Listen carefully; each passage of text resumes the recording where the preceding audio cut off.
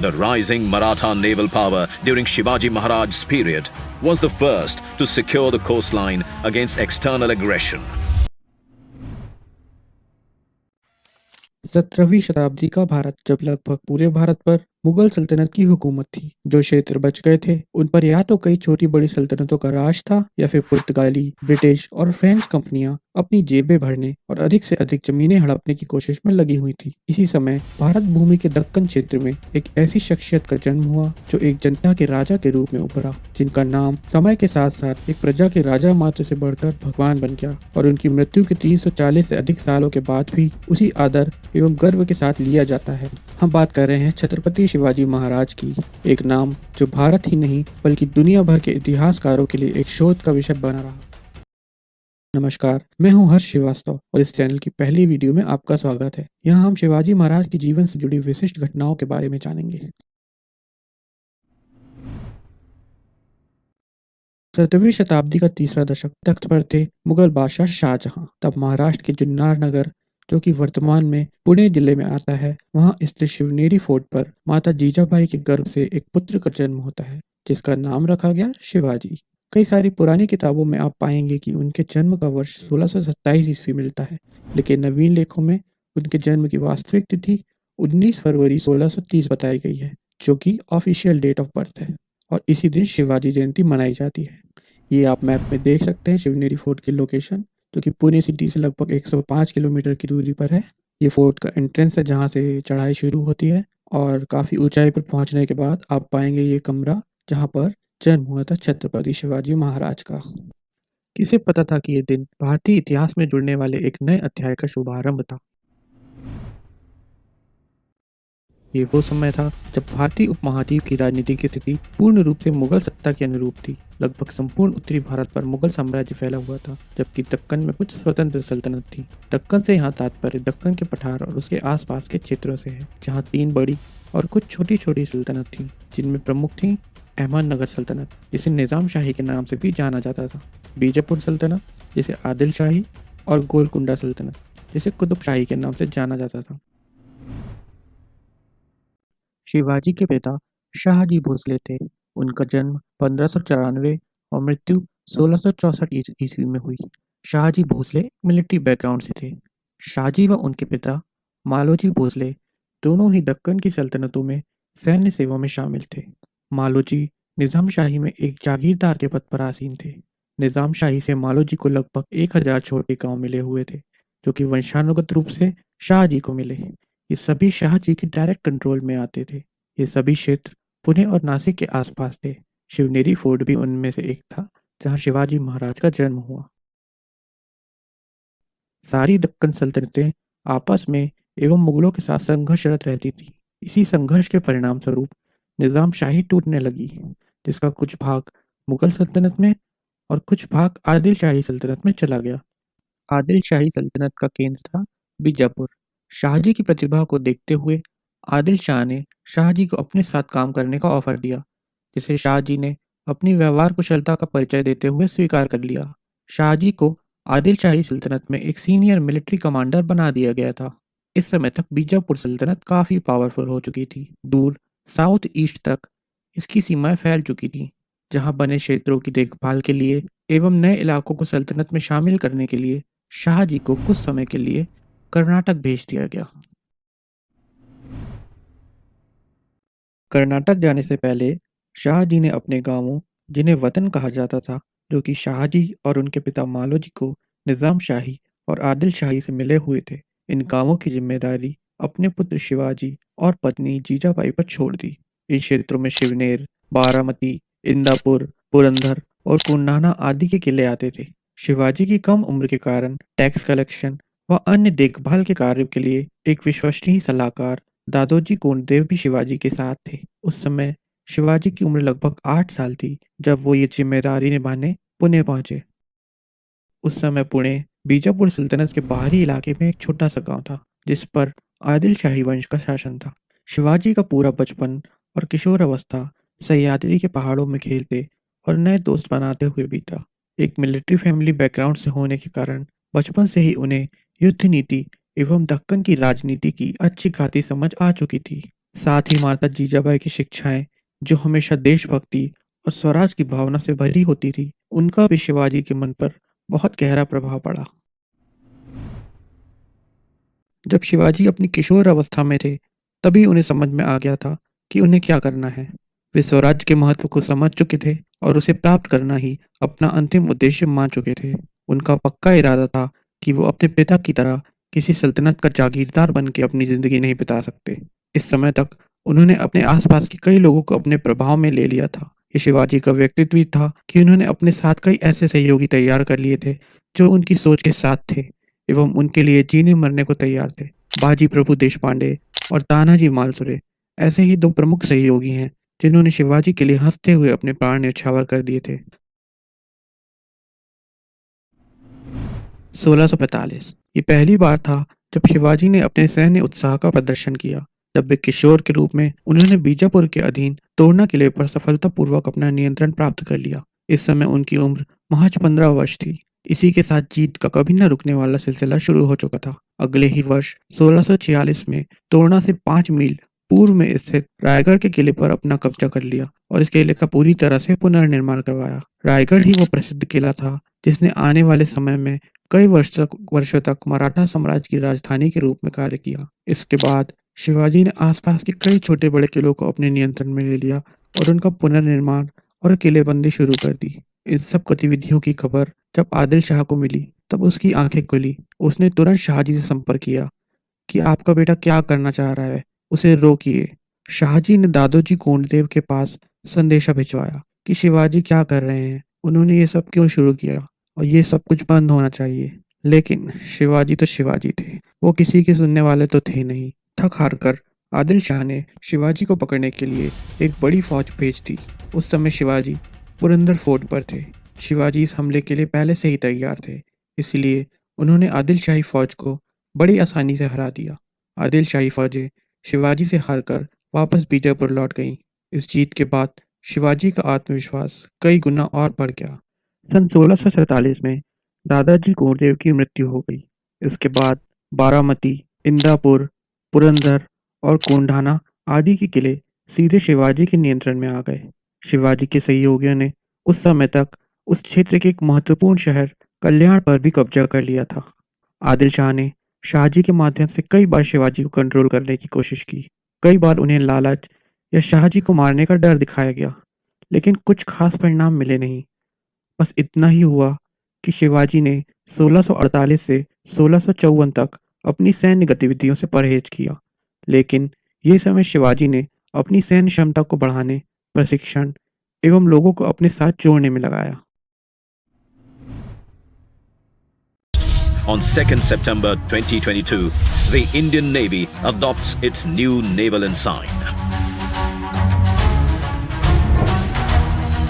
The octagonal shape with twin golden borders draws inspiration from the seal of the great Indian emperor, Chhatrapati Shivaji Maharaj, whose visionary maritime outlook established a credible naval fleet consisting of 60 fighting ships and approximately 5,000 men. The rising Maratha naval power during Shivaji Maharaj's period was the first to secure the coastline against external aggression. Konkan के समुद्री किनारों पर नियंत्रण बनाए रखने के लिए नौसैनिक शक्ति की आवश्यकता थी, इसलिए शिवाजी ने अपनी नौसेना का निर्माण शुरू किया। मराठा नौसेना की नींव वर्ष 1654 के आसपास कल्याण के निकट एक खाड़ी में रखी गई। बाद में उन्होंने 1657 से 1659 तक मराठा नौसेना का विस्तार करना शुरू किया, जिसमें पुर्तगाली शिपयार्ड से 20 कैलिवेट खरीदे गए। कैलिवेट इस प्रकार की छोटी नावों को कहा जाता है जिनमें तोपों को अटैच किया जा सकता है और किसी दूसरी शिप पर अटैक करने योग्य बनाया जा सकता था। शिवाजी ने वर्तमान महाराष्ट्र के तटों पर कई नौसैनिक अड्डों का निर्माण शुरू किया। उन्होंने 2 बेड़ों का निर्माण किया, जिसमें से एक की कमान मैनाक भंडारी के हाथों में तथा दूसरे की कमान दौलत खान के हाथों में थी। मराठा नौसेना में ज्यादातर देशी कोंकणी नाविक शामिल थे, हालांकि इसकी कमान अधिकतर पुर्तगालियों के पास थी। पुर्तगाली नौसेना की शक्ति को देखते हुए शिवाजी ने कई पुर्तगाली नाविकों को भी काम पर रखा। रायगढ़ महाराष्ट्र के रायगढ़ जिले में स्थित एक पहाड़ी किला है। यह डेक्कन पठार पर स्थित सबसे मजबूत किलों में से एक है। शिवाजी महाराज ने रायगढ़ किले पर कब्जा कर लिया था जब वह सिर्फ 16 साल के थे। उस समय यह किला आदिल शाही सल्तनत के एक छोटे मुखिया चंद्रराव मौर्य के नियंत्रण में था। शिवाजी ने किले के सामरिक महत्व को पहचाना और संचालन का आधार स्थापित करने के लिए उस पर कब्जा करने का फैसला किया। अपनी सेना और अपनी सैन्य रणनीति की मदद से शिवाजी किले पर कब्जा करने में सफल रहे। इसके बाद उन्होंने रायगढ़ किले को अपना गढ़ बनाया और अपना राज्य विस्तार शुरू किया। शिवाजी ने किले में कई संशोधन और परिवर्धन किए, जिसमें कई प्रहरी दुर्ग, महादरवाजा जिसे मुख्य प्रवेश द्वार कहा जाता है और राजवाड़ा जिसे शाही महल कहा जाता है, इसका निर्माण शामिल है।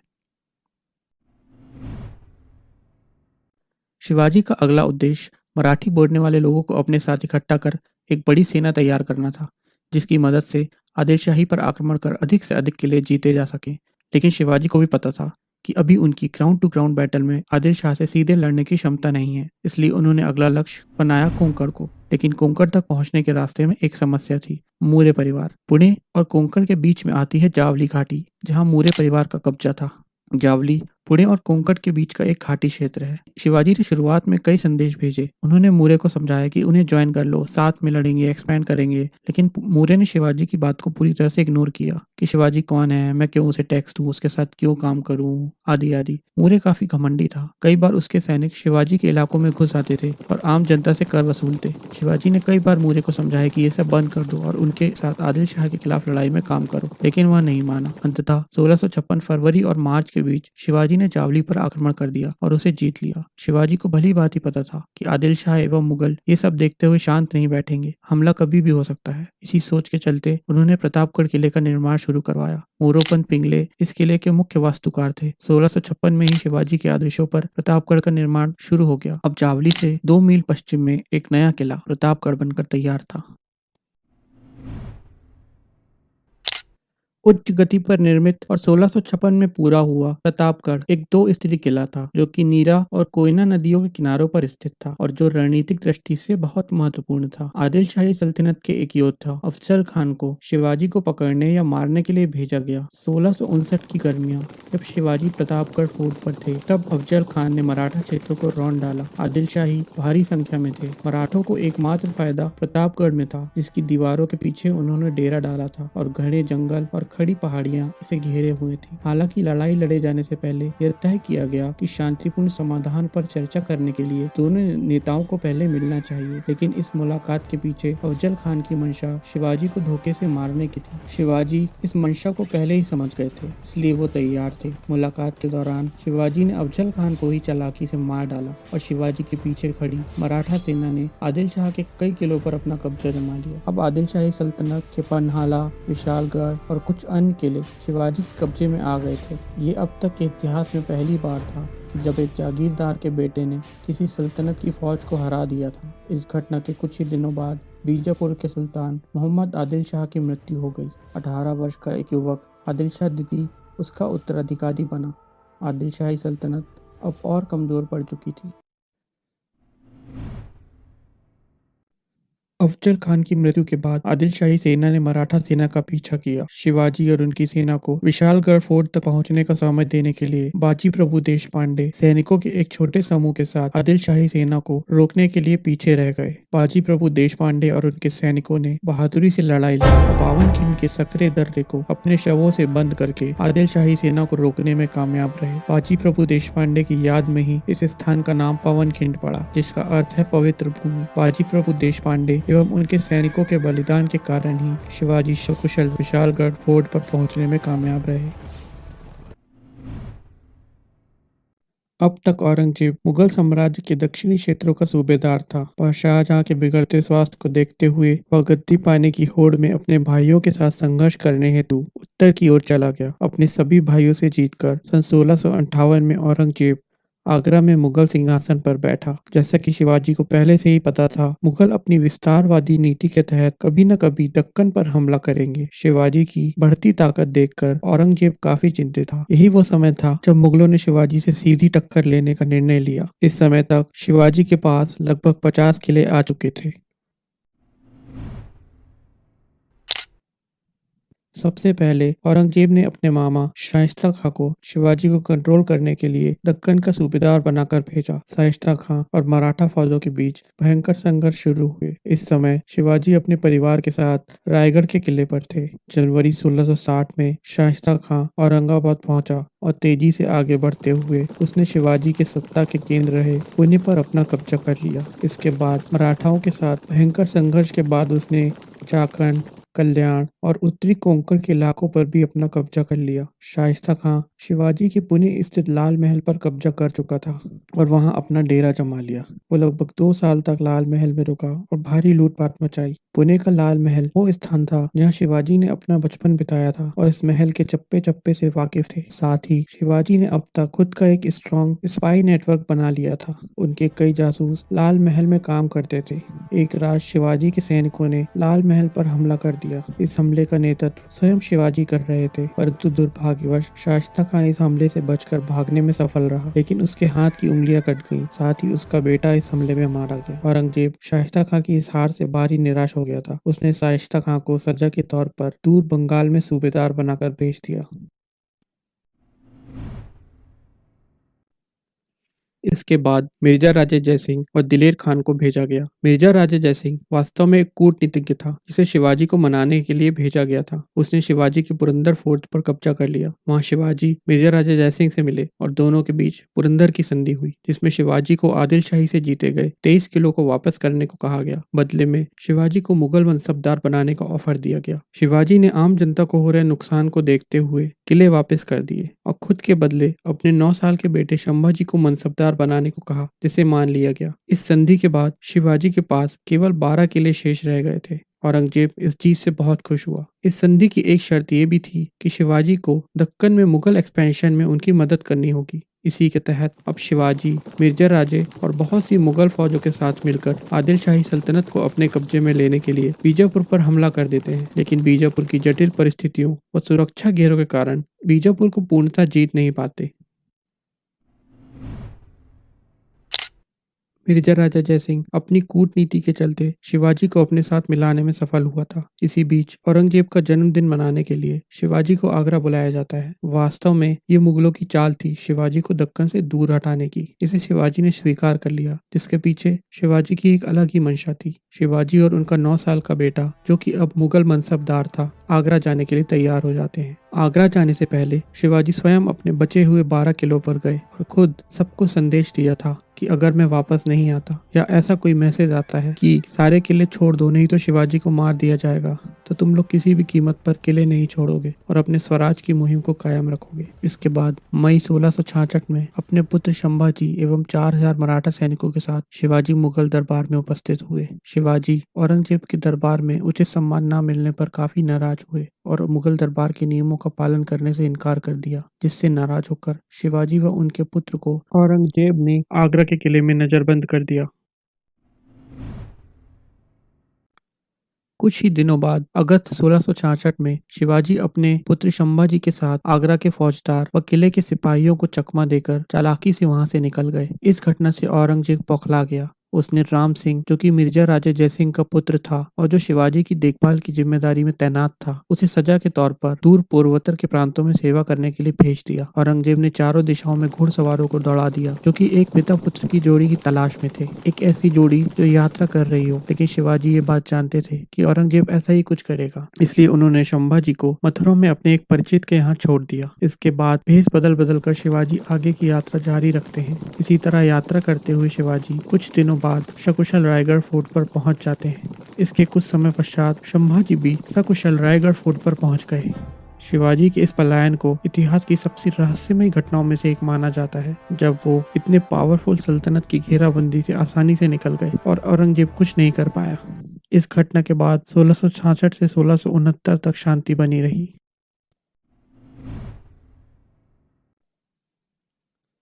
लेकिन ये शांति निश्चित ही दोनों पक्षों के बीच एक खोखला युद्ध विराम था। शिवाजी का उद्देश्य इस युद्ध से राहत के दौरान अपनी ताकत को पुनः प्राप्त करना था। शिवाजी ने बड़े जोश के साथ दोबारा आक्रमण शुरू किए। मराठा फौजों ने मुगल क्षेत्र को लूट लिया और कई किलों पर हमला किया जो उसने पुरंदर की संधि में खो दिए थे। उदय भान से फोर्ट कोंडाना का वापस लेना सबसे विशिष्ट था।